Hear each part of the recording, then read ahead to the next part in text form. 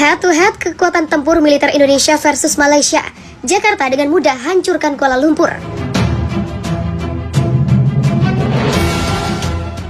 Tahun 2021 Global Firepower kembali merilis ranking kekuatan militer dari berbagai negara di dunia, termasuk Indonesia dan Malaysia.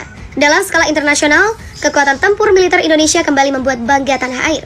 Pasalnya Indonesia menempati posisi ke-16 sebagai negara dengan kekuatan militer terbesar di dunia. Bahkan, hal ini menempatkan Indonesia sebagai penguasa tunggal dengan militer terkuat pertama di kawasan Asia Tenggara.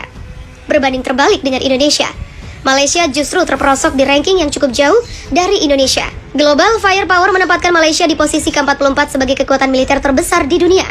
Bahkan, ranking Malaysia di ASEAN juga berada di posisi ke-6, yakni di bawah Indonesia, Vietnam, Thailand, Myanmar, dan Singapura.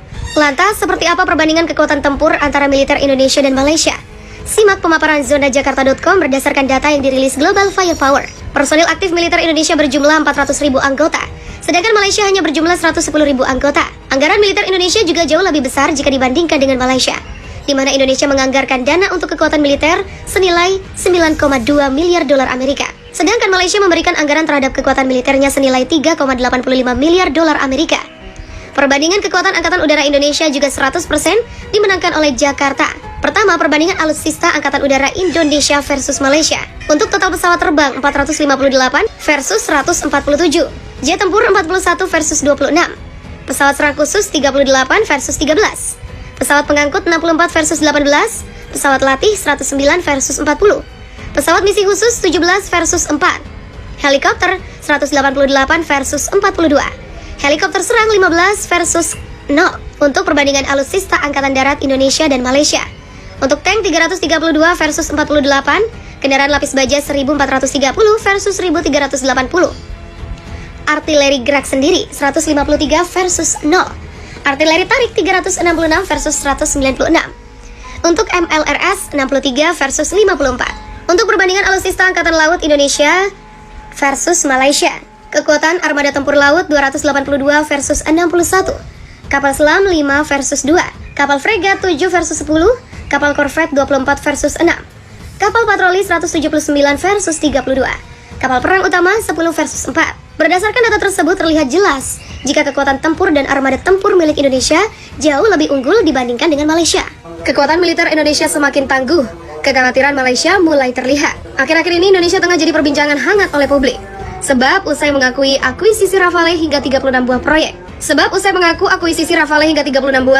Proyek pembuatan KF-21 Borame pun juga terus berjalan. Dan hal ini membuat negara tetangga memperhatikan Indonesia dengan serius. Perkembangan yang begitu pesat ini tentu menjadi sebuah perhatian. Militer Indonesia pun akan semakin kuat untuk melindungi kedaulatan NKRI. Malaysia contohnya yang pernah mengganggu Indonesia di Medio 2004 hingga 2006. Tepatnya di Ambalat, mana berani sekarang macam-macam. Karena jiran sadar militer mereka sudah tertinggal jauh. Berani ganggu malah nanti kena gebuk aparat Indonesia. Apalagi pembelian Rafale dan F-15 Eagle 2 baru-baru ini membuat Malaysia shock. Situs Defense Security Asia pada hari ini melaporkan bahwa keseimbangan di Asia Tenggara mulai goyah karena penguatan militer Indonesia. Keseimbangan kekuatan udara di Asia Tenggara dalam beberapa tahun ke depan akan tidak lagi seimbang dengan beberapa negara regional yang akan jauh di depan dalam kekuatan angkatan udara mereka, sementara beberapa negara lain tetap tertinggal. Saat itu, perimbangan kekuatan udara di Asia Tenggara masih relatif seimbang kecuali Singapura, yang 2 atau 3 langkah di depan negara lain dalam hal keunggulan militer kualitatif. Seperti Israel, Washington telah membuat kebijakan untuk membantu sekutu terdekatnya di suatu kawasan mempertahankan keunggulan militer mereka atas negara-negara tetangga lainnya. Untuk itu, Amerika Serikat tidak menjual pesawat tempur tercanggihnya F-35 ke semua negara, tetapi hanya memiliki sekutu terdekat karena itu salah satu cara untuk mempertahankan keunggulan militernya atas negara lain yang tidak bersekutu. Menurut situs tersebut, Malaysia tidak bisa berdiam diri saja menghadapi hal ini.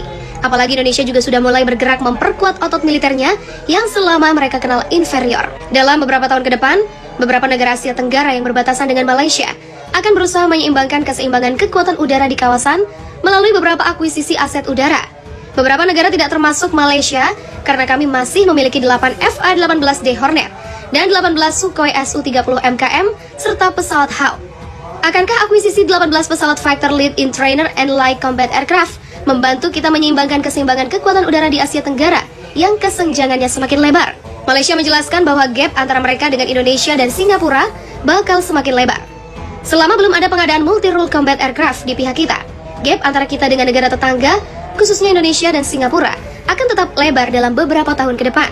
Penggantian pesawat tempur FA-18D dan Su-30 MKM hanya akan dilakukan pada tahun 2035 dan 2040. Kita harus menunggu 15 hingga 20 tahun lagi untuk melihat pesawat RMAF MRCA yang baru.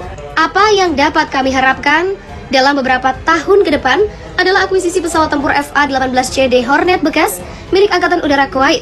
Bahkan jika Kuwait setuju untuk menjual kepada kami. Dilansir dari Zona Jakarta dalam Malaysia gelisah adanya KF-21 Borame, F-15 Eagle dan Rafale buat Indonesia menjadi militer nomor 1 ASEAN. Bahkan tetangga utara kita Thailand juga bergerak untuk meninggalkan kita dalam hal kekuatan udara. Apalagi Indonesia, bagi Malaysia kekuatan tempur TNI AU akan meningkat pesat, kuat dan berbahaya bila harus dilawan.